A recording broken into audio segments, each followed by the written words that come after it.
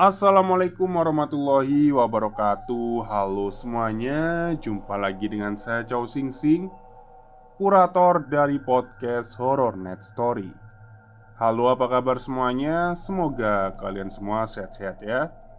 Dan seperti biasanya pada malam hari ini, saya kembali dan akan menceritakan sebuah kisah mistis untuk kalian semua. Kisah mistis kali ini saya datangkan dari Zero Point. Jadi ini adalah cerita lanjutan dari tadi siang ya, tentang santet tali goib atau nada kematian. Oke, daripada kita berlama-lama, mari kita simak ceritanya.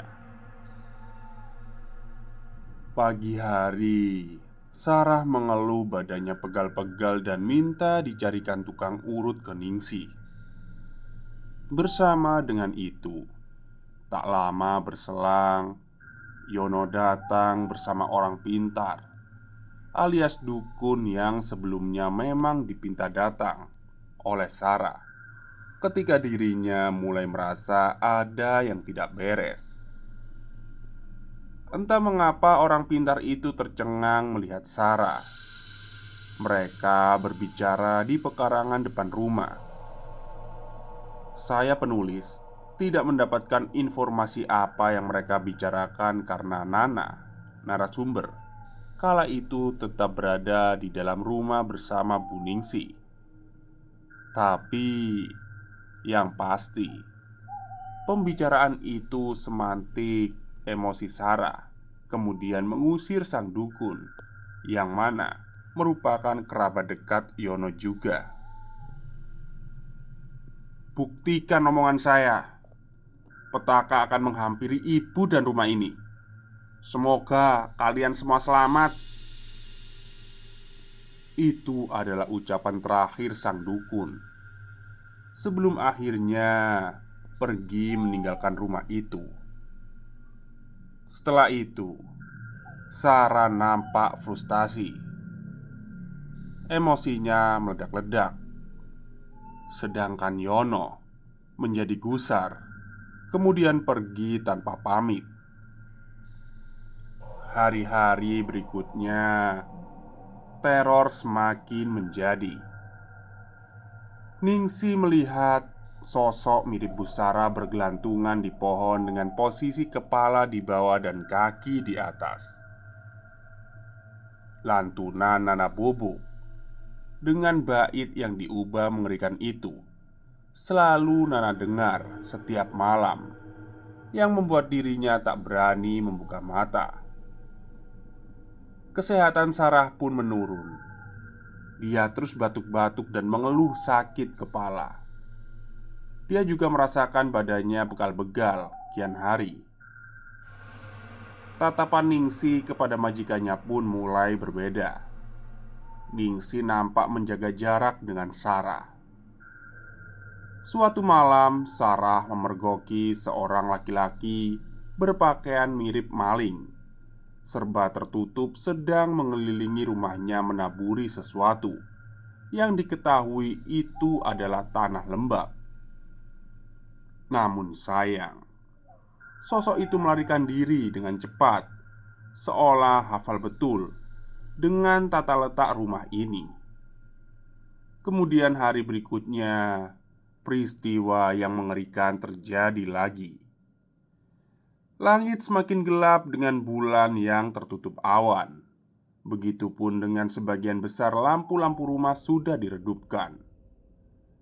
Kesunyian malam dipecahkan oleh suara gamelan dan ketukan-ketukan gendang terdengar sampai ke telinga Ningsi.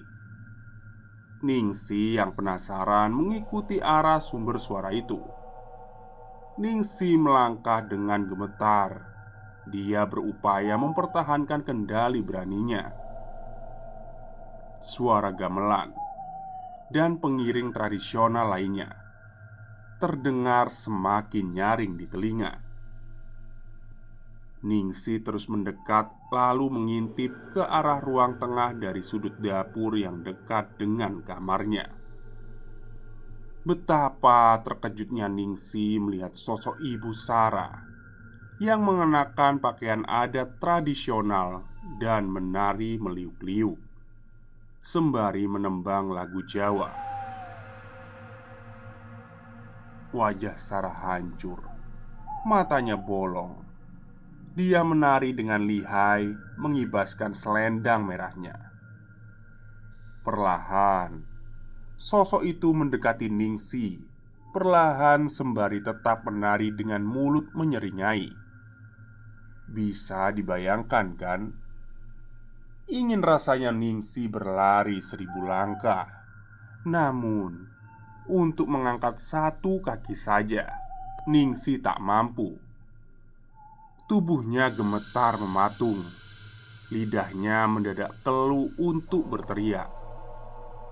Dirinya hanya bisa menutup mata dengan pasrah sembari merapalkan ayat-ayat doa yang sedari tadi hanya memutar-mutar di ayat yang sama tanpa pernah selesai. Suara geser terdengar dari arah luar. Ningsi memberanikan diri membuka mata. Begitu tak ada lagi suara dari gamelan dan iringannya. Sosok mengerikan itu sudah lenyap dari pandangan Ningsi. Dia tidak mampu lagi menahan keseimbangan tubuhnya dan roboh ke lantai. Pintu belakang terbuka. Ternyata itu adalah Yono, tukang kebun, yang sudah 2 hari tak pulang. Melihat Ningsi terkulai, Yono segera membantunya berdiri, kemudian memberinya segelas air agar lebih tenang. Ningsi menceritakan apa yang baru saja terjadi padanya mengenai sosok penari berwajah hancur dan bermata bolong, mirip dengan rupa majikannya. Sontak, ada yang berbeda dari raut wajah Yono. "Santet tali goib," gumam Yono. Sepertinya Yono habis mendapatkan informasi mengenai apa yang terjadi di rumah ini dari dukun yang tempo hari diusir oleh Sarah. "Kita harus membunuhnya sebelum kita yang dibunuh," tegas Yono, kemudian mengeluarkan parang yang menggantung di ikat pinggangnya. Yono langsung beranjak bangun dan berjalan cepat ke lantai atas menuju kamar Sarah. Tentu, langkah Yono tak mampu dikejar oleh Ningsi yang berupaya mengejar dengan langkah yang masih gemetaran.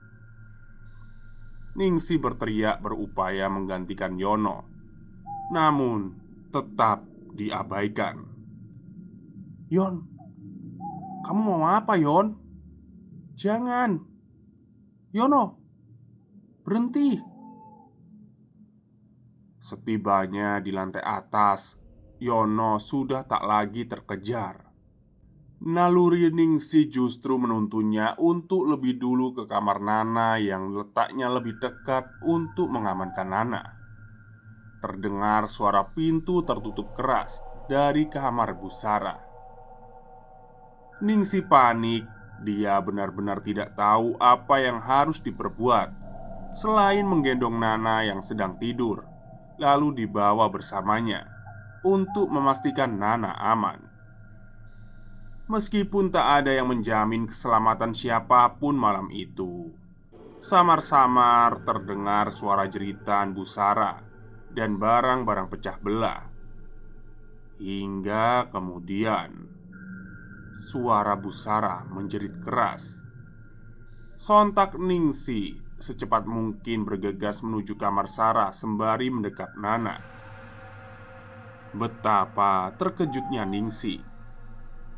Dengan mata terbelalak, yang dilihat malah justru Yono yang tewas akibat parang yang ia genggam sendiri. Dia berniat membunuh Sarah, tapi entah kenapa malah terbalik Yono menebas kepalanya sendiri. Setelah Rika, Yono menjadi korban kedua yang meninggal secara tidak wajar. Lalu, siapa selanjutnya? Setelah hari pemakaman Yono, semua orang tampak frustasi. Tak terkecuali Sarah yang nampak lingkaran hitam panda di kedua bola matanya. Sarah sungguh menduga-duga apa yang sebenarnya terjadi pada dirinya dan keluarganya, atau bahkan rumahnya itu. "Ibu, maaf sebelumnya. Kalau saya boleh tahu, apa yang sebenarnya terjadi malam itu, Bu, sama Yono?" tanya Ningsi, memberanikan diri kepada majikannya yang sedang melamun seorang diri di ruang tengah. Sejujurnya, kalau itu Sarah juga sedang melamunkan mengenai apa yang terjadi malam itu, yang mana menurutnya itu di luar nalar dan terjadi begitu saja. Sarah menarik nafas berat. Dia memiringkan sedikit tubuhnya untuk menghadap Ningsi. "Ningsi, kamu percaya santet itu ada nggak?" Sarah memulai ceritanya. Mata Sarah menerawang jauh mengingat kejadian mengerikan malam itu, yang sampai sekarang masih tak bisa diterima oleh akal pikirannya. Kalau itu di tengah lelapnya, Sarah terkejut ketika pintu kamarnya didobrak oleh Yono. Yono mengacungkan sebilah parang yang ia genggam. Tatapannya penuh emosional. Dia nampak seperti orang yang memiliki 1000 dendam kepada Sarah. Perlahan Yono berjalan mendekati Sarah dengan rahang yang mengeras. "Yono, kamu mau ngapain, Yono?" Sarah mulai ketakutan. "Seharusnya saya yang nanya. Ngapain kamu ada di sini? Kamu itu siapa?" bentak Yono. "Yono, jangan gila, Yono." Posisi Sarah semakin mundur hingga mentok di depan ranjangnya. Dia mulai merasa panik dan takut hal buruk yang akan diperbuat oleh Yono terhadap dirinya. Sebilah parang itu dia ayunkan ke atas, kemudian diarahkan ke arah kepala Sarah. Beruntung Sarah masih mampu menghindari. Yono terus mengejar Sarah dan berusaha menancapkan barang yang digenggamnya ke kepala Sarah. Mata Yono memerah. Dia seperti orang yang lepas kendali. Sarah berusaha menghindari Yono hingga barang pecah belah dan benda-benda di sekitarnya berjatuhan. "Itu santet tali gaib. Kamu pikir saya nggak tahu? Kamu mengusir teman saya karena kamu takut, kan?" Sarah semakin tak mengerti apa yang diucapkan oleh Yono. Dia hanya teringat oleh sosok dukun yang memang dia usir beberapa hari yang lalu. Itu pun karena dia merasa dukun itu terlalu mengada-ada. Apa yang disampaikan oleh dukun itu sama sekali tidak dapat diterima oleh akalnya. Hingga posisi Sarah tersudut, dia tidak lagi memiliki ruang untuk menghindar. Tubuhnya gemetar ketakutan hingga roboh ke lantai. Berikutnya yang bisa Sarah lakukan hanyalah pasrah. Tapi setelah itu dia merasakan kepalanya berat. Pandangannya berbayang lalu kemudian menggelap. Beberapa saat Sarah kehilangan kesadaran. Ketika dia bangun, matanya terbelalak begitu melihat Yono.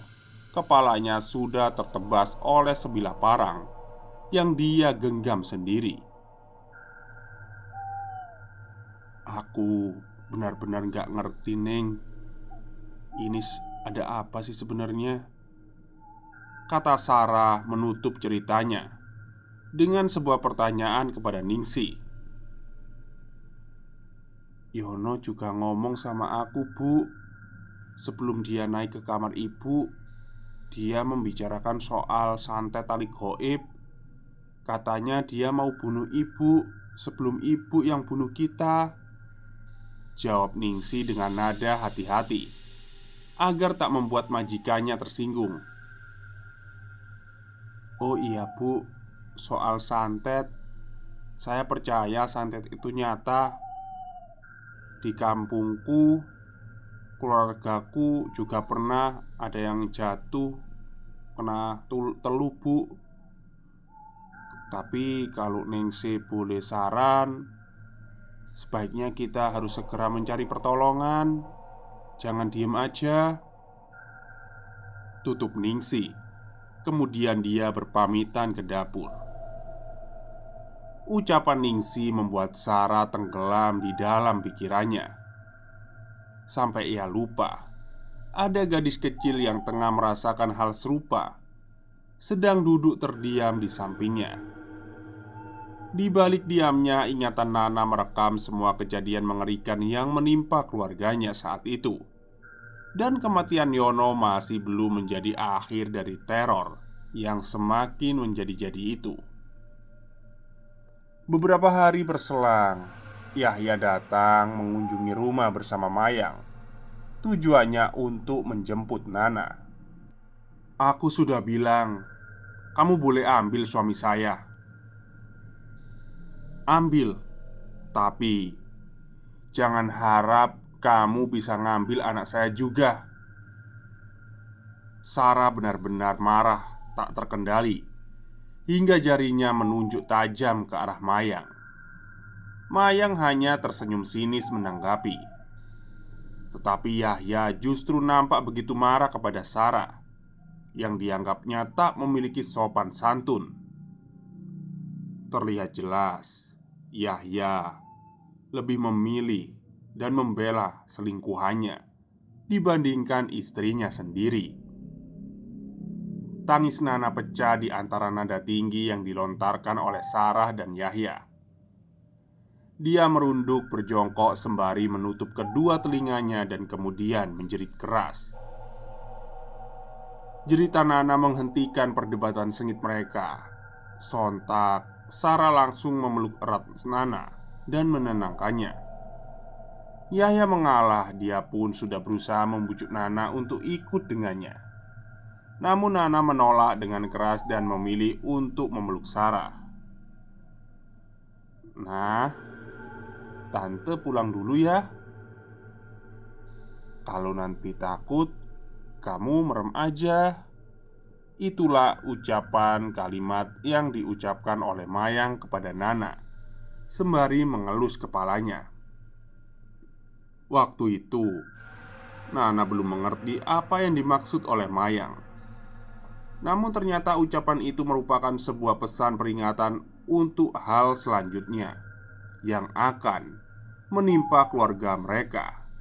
Lebih tepatnya pesan itu untuk Nana. Yahya mengetahui apa yang telah Mayang perbuat kepada keluarganya, sehingga membuatnya murka dan memilih untuk memutuskan hubungan dengan Mayang. Namun rupanya Mayang tak menyerah sampai di situ. Bila tidak mampu mendapatkan Yahya, maka paling tidak dia harus mendapatkan harta benda yang dimiliki oleh Yahya. Surat peralihan warisan diatasnamakan Mayang yang sudah ditandatangani kini berada dalam genggaman Nayang. Hanya saja harta yang dimiliki Yahya baru dapat beralih ke pemilikannya apabila Yahya sudah meninggal dunia. Dari sinilah keserakahan manusia menasbihkan dirinya sebagai makhluk yang perilakunya tak ubahnya iblis. Yahya kembali ke rumah dalam keadaan emosional. Satu-satunya yang dipikirkan olehnya adalah menyelamatkan satu-satunya yang tersisa, yaitu Nana. Dia tak lagi memikirkan harta benda, bahkan membunuh istrinya, ialah hal yang harus ia lakukan demi menyelamatkan Nana. Karena sejatinya Sarah ialah korban yang meninggal pertama kali sebelum Rika akibat santet dari tali gaib, yang mana kemudian tubuhnya dikuasai oleh makhluk jin bengis bernama Tima. Santet tali gaib ialah santet yang mengikat korbannya tanpa memerlukan media, melainkan sang iblis yang mengambil alih tubuhnya. Pada fase ini, sebagaimana yang terjadi pada Sarah, korban santet tali gaib diambang antara hidup dan mati, karena dia tak lagi memiliki kendali atas raganya. Dan apabila jika dalam waktu 40 hari tidak mampu diselamatkan, maka sudah dipastikan sang korban akan meninggal dan menjadi tumbal. Itulah mengapa dalam kisah ini Sarah merupakan korban meninggal yang pertama sekaligus yang terakhir. Yahya kembali ke rumah dengan brutal. Dia mencari Sarah untuk dibunuh. Beruntung Ningsi yang diam-diam mencari tahu mengenai apa yang sebenarnya terjadi di rumah ini, berhasil mengambil langkah penyelamatan lebih dahulu dan membawa Nana pergi. Entah apa yang terjadi setelahnya. Tak lama setelah itu Ningsi mendapat kabar bahwa Yahya dan Sarah sama-sama ditemukan tewas dalam kondisi mengenaskan. Yahya ditemukan meninggal gantung diri dan mayat Sarah ditemukan bersimbah darah di ruangan yang sama di tempat Yahya gantung diri. Apa yang sebenarnya terjadi? Sekian utas kisah Nana Bubuk, nada pengantar kematian. Banyak hal yang saya rangkum dan bagian-bagian penting dan sadis yang tidak bisa saya ceritakan karena sebuah keterbatasan dan alasan-alasan privasi narasumber untuk dijaga. Semoga ada kesempatan untuk saya menceritakannya lebih merinci di medium yang lebih leluasa. Terima kasih untuk teman-teman yang sudah mengikuti utas ini. Sampai jumpa di tulisan berikutnya. Salam Ciro. Oke, akhirnya selesai juga nada pengantar kematian dari Mas Ciro. Jadi ini adalah santet toli goib ya. Tadi saya sempat keliru ya, tadi siang santet Inabobo, ternyata bukan. Oke, mungkin itu saja cerita untuk malam hari ini, lanjutan dari yang siang tadi ya. Semoga kalian suka. Selamat malam dan selamat beristirahat.